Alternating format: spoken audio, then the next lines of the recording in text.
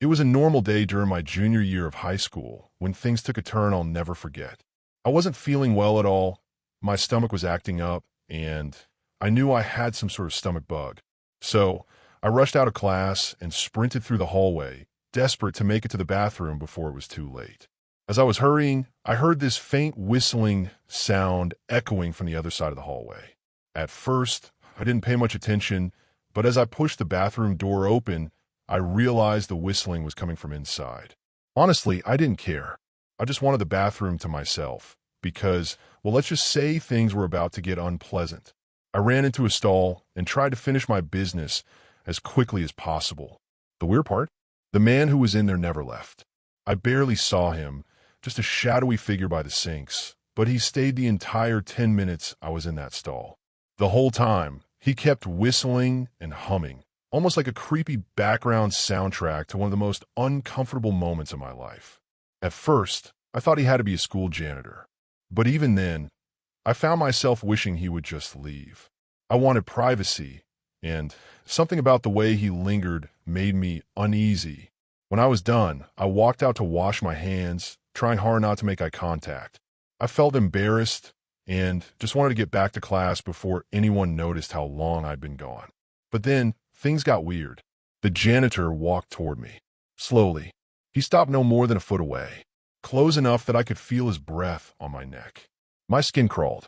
I felt this tingle run down my back, and I finally looked up at him. "What the heck, man?"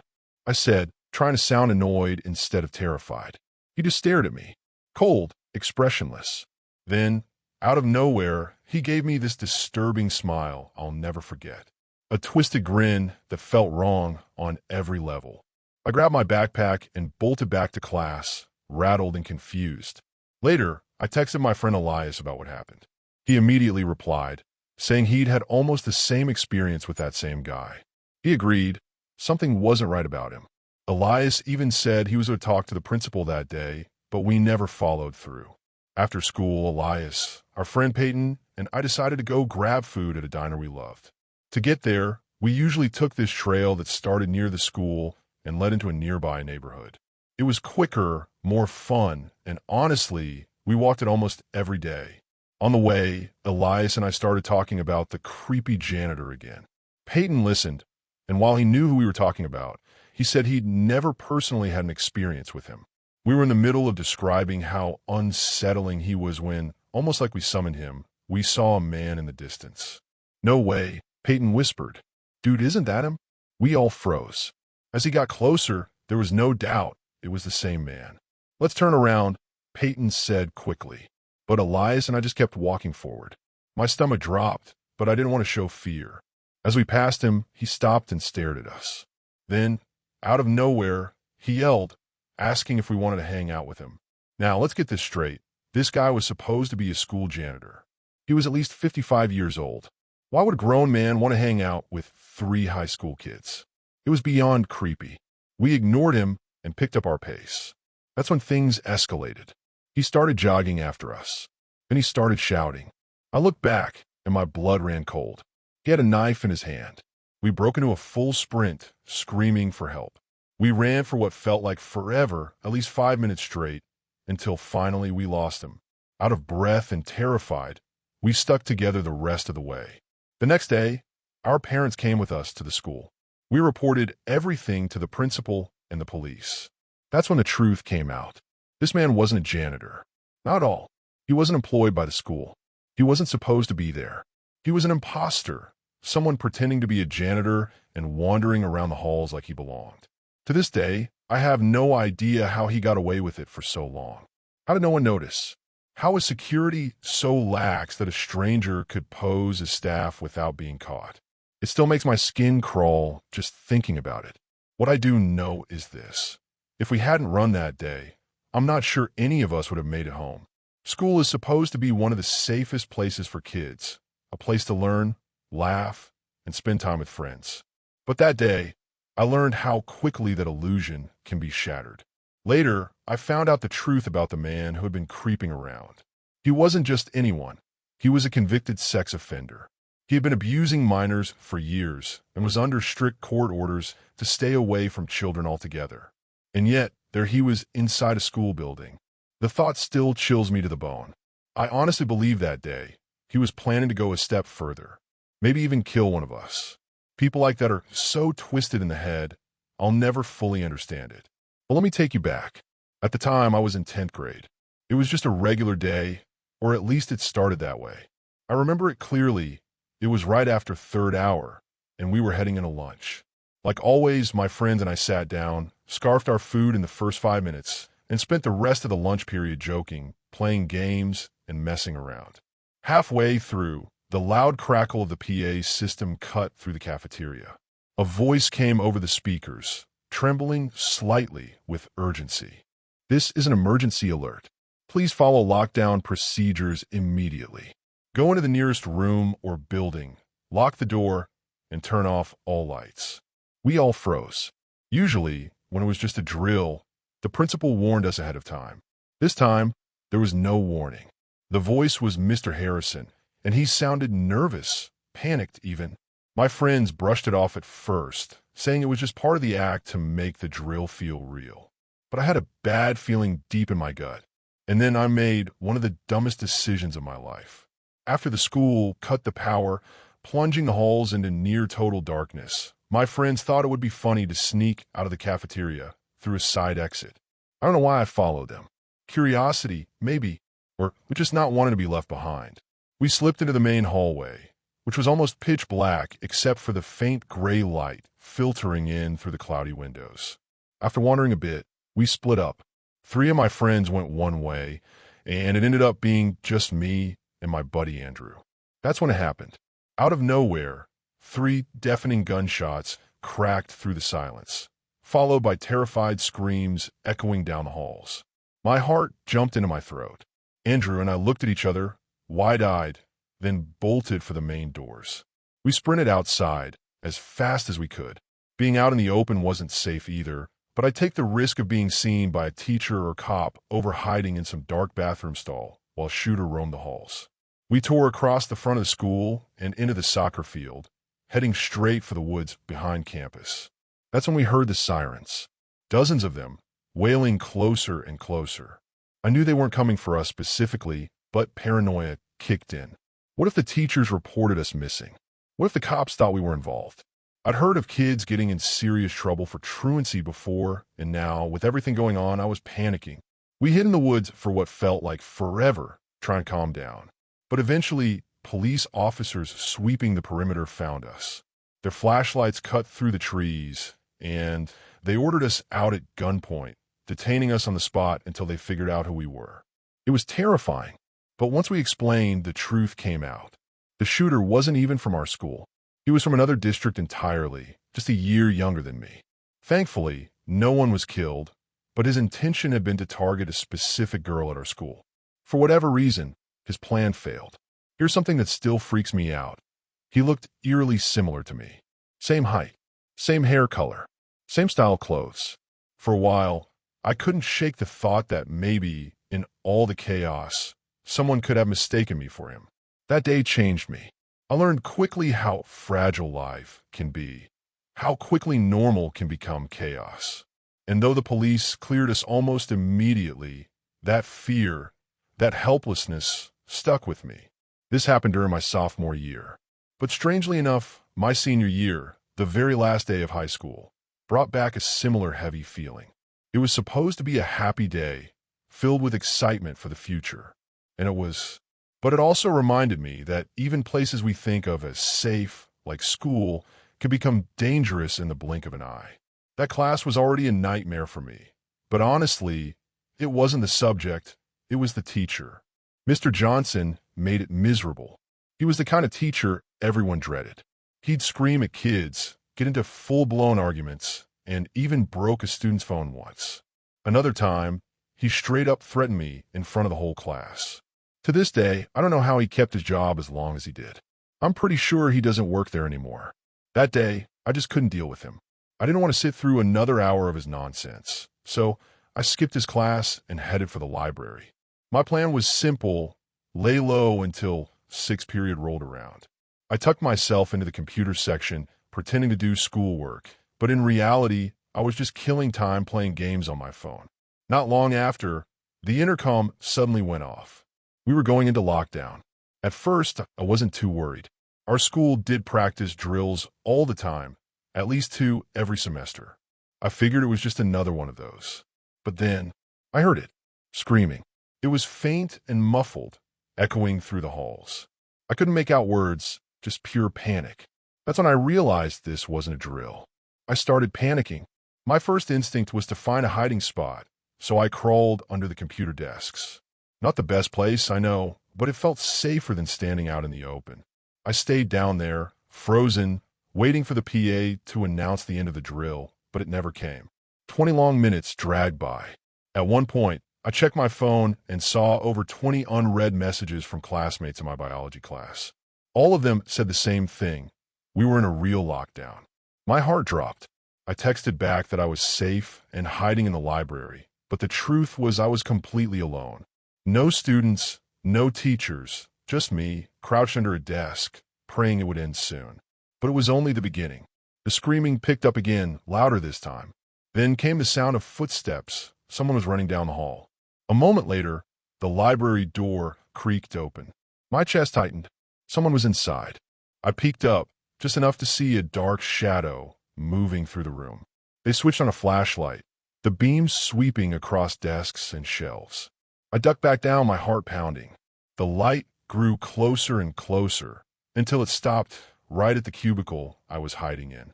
I knew it was only seconds before I was found, so I made a split-second decision. I crawled out and stood up. "Hey," I said, my voice shaking. The flashlight instantly turned toward me, and behind it a gun. My stomach dropped, and then I recognized him. "Tyler? What the hell are you doing, man?" Tyler had been one of my closest friends back in middle school. But once high school started, we drifted apart. I hadn't really talked to him in years. And now, here he was, standing in front of me with a gun in his hands. I begged him to put it down. For a long minute, he didn't say anything, just stood there with tears welling in his eyes. Finally, he broke. He dropped to his knees, sobbing, and I quickly kicked the gun away. I kept telling him it was going to be okay, that he had to turn himself in if he wanted a real chance at fixing his life. Shockingly, he listened. I walked with him toward the office until we found a teacher, who then led us both straight to the police. I told him everything I knew, and Tyler fully cooperated. Looking back, I realize how different this could have ended. If Tyler had found anyone else instead of me, I don't think the outcome would have been the same. I might have been the only person he still saw as a friend. And maybe that was the only thing that saved lives that day. The truth is, school shootings don't just come out of nowhere. Tyler had been bullied for years. His home life was a mess. He struggled with mental health issues that nobody really paid attention to. None of that excuses what he almost did, but it explains how he reached such a dark place. It's terrifying to think how many kids are silently fighting the same battles, and how quickly things can spiral if no one steps in. That's why we need to talk about this, raise awareness, take these warning signs seriously, and do everything we can to prevent tragedies before they happen. I'll never forget that day. It's burned into my memory. It started out just like any other Friday in high school. I was exhausted from staying up late playing games the night before, so I was honestly just trying to coast through the day. I think it was around second period, English class. We were all half asleep, pretending to read, when the intercom suddenly crackled to life. "Attention students, this is a lockdown. Repeat, we are now under lockdown procedures." At first, everyone thought it was a drill. We did them so often that nobody even flinched. A few kids even laughed, whispering jokes under their breath. But then, our teacher's face drained of color. She rushed to lock the door, shut off the lights, and told us all to get against the wall. That's when I knew something wasn't right. About 5 minutes in, we heard it. Loud bangs, gunshots. Not muffled, not distant. Actual shots echoing through the hallways. My stomach dropped. This wasn't practice. The entire class froze. You could hear kids whispering prayers, others quietly crying. I was sitting near the back corner of the room, my knees pulled to my chest, trying to stay as silent as possible. Then the footsteps came. Slow, deliberate, echoing in the hallway outside our classroom. Whoever it was, they were dragging something across the floor, It made this awful screeching sound like metal scraping against tile. The footsteps stopped right outside our door. I swear my heart stopped beating. The handle rattled. Once. Twice. Then harder. Someone was trying to get in. The teacher pressed her finger to her lips, her eyes wide, silently begging us not to make a sound. The rattling stopped, and for a moment we thought maybe he moved on. But then came 3 deafening bangs, gunshots fired directly into the door. Kids screamed. I couldn't breathe. Luckily, the door held. Whoever was finally walked away, their footsteps fading down the hall. We all sat there in complete silence, too afraid to even move. Minutes felt like hours. Eventually, the sound of police sirens filled the air outside. SWAT officers stormed the building, yelling commands. It took them another half hour before they reached our classroom and escorted us out. We ran single file, hands above our heads, past broken glass and bullet casings. That's when I saw him, the shooter. He was lying face down on the floor, handcuffed, surrounded by officers. And what shook me to my core was that I knew him. He was a kid from our grade, someone I'd had lunch with just a few weeks earlier. Quiet, awkward, but never someone I thought capable of something like this. Nobody was killed that day, thank God, but a few kids were injured from the shots fired into doors and walls. The scars, though, they weren't just physical. Everyone walked away different, more cautious, more fragile. For me, the scariest part wasn't that we were almost killed. It was realizing how close danger really is. How someone you pass in the hall every single day could be carrying that much anger, that much pain, and you'd never even know it. It was supposed to be just another ordinary Wednesday at school, nothing special. I remember waking up late that morning, rushing through breakfast, and barely making it to first period on time. By the time lunch rolled around, I was already exhausted and looking forward to going home. But that day ended up being the scariest day of my life. I was sitting in the cafeteria with my friends when the intercom suddenly cut on. At first, I didn't pay attention. Usually, it was just announcements about sports or reminders about upcoming tests. But then I heard the voice. Students and staff, this is a lockdown. Please proceed with all emergency procedures immediately. The room went silent. For a second, everyone just looked at each other, confused. We were used to drills, but this one felt different.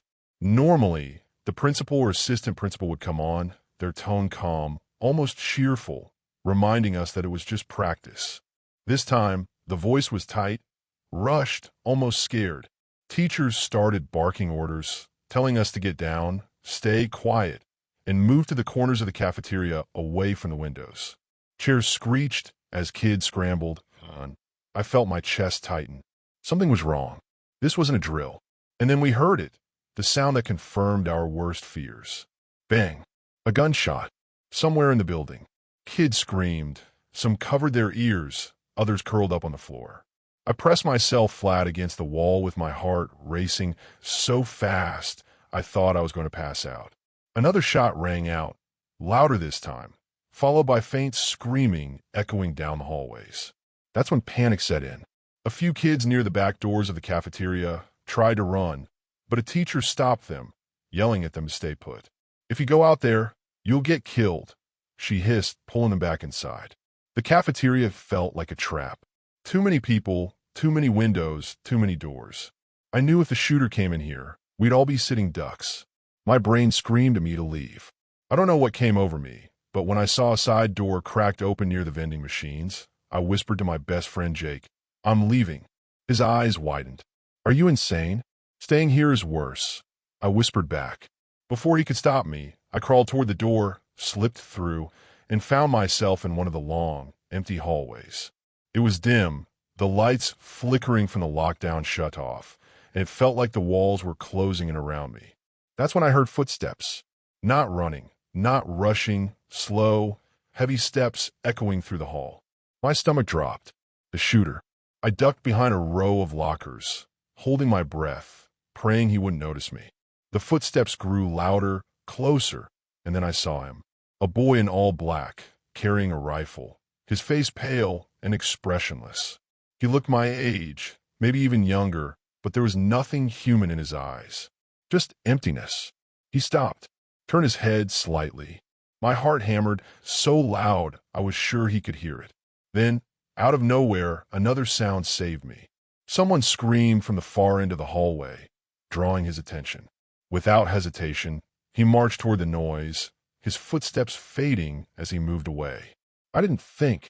I just ran. I bolted down a side hallway, my sneakers slapping the tile floor, every step echoing like a gunshot. My chest burned, but I kept going until I reached the library. The doors were locked. My fists pounded against the glass, but no one opened it. Either no one was inside, or they were too scared to risk letting me in. That's when I realized I was completely alone. I forced myself to keep moving, finally slipping into the stairwell. It was dark, but I figured the further I was from the shooter, the better. I ran up to the second floor and tucked myself behind a vending machine, trying to steady my breathing. Minutes felt like hours. Then I heard again footsteps. Only this time, they weren't coming from the hallway. They were coming up the stairwell. My blood froze. I pressed myself flat against the wall, clutching my backpack like it could somehow shield me. The footsteps got louder and louder until the stairwell door creaked open. A beam of light from a flashlight swept across the hall. I thought it was over, but then a voice cut through the silence. "Police! Drop your hands where we can see them." It wasn't the shooter, it was SWAT. Relief washed over me, so hard I almost burst into tears. I stood up with my hands in the air, shaking so badly I could barely move. They searched me, made sure I wasn't armed, and quickly escorted me outside with a group of other students they had gathered. When I got outside, the parking lot was chaos. Kids were crying, teachers were hugging their students, parents were frantically searching for their children. Police cars and ambulances lined the street. Eventually, we found out that the shooter was a student from another school in the district. He had been planning this for months, writing about it online, but no one had taken it seriously. Thankfully, no one was killed that day, but several students were injured from shattered glass and panic during the escape. Even now, I still think about that moment behind the lockers. How close he was to seeing me. How if that other student hadn't screamed when they did, I might not be here to tell this story. School is supposed to be safe, a place to learn, laugh, and grow. But that day taught me that safety isn't guaranteed anywhere. And sometimes, survival comes down to nothing more than timing and luck.